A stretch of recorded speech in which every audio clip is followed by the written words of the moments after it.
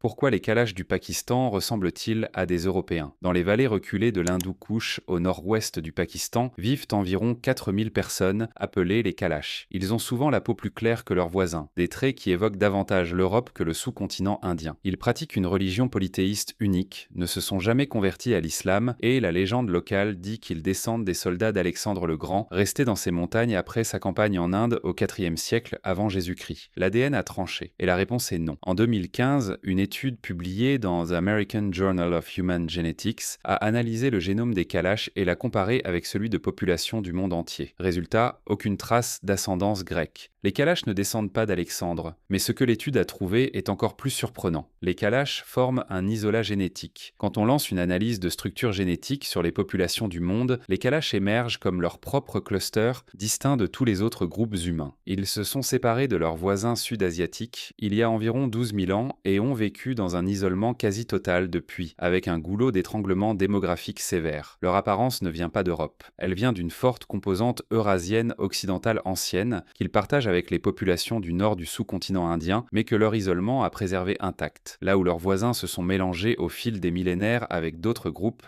les Kalash n'ont pas bougé. Ils portent un profil génétique ancien, figé par des siècles d'endogamie dans des vallées quasi inaccessibles. C'est la dérive génétique dans un petit groupe isolé qui a accentué certains traits, pas une origine européenne. Sur l'ADN mitochondrial, environ 90% de leur lignée maternelle sont d'origine ouest-eurasienne. Leur isolement a préservé ce profil ancien sans le mélange avec les populations sud-asiatiques qui a touché tous leurs voisins. Si vous ne voulez pas rater la prochaine vidéo sur la génétique des peuples, abonnez-vous.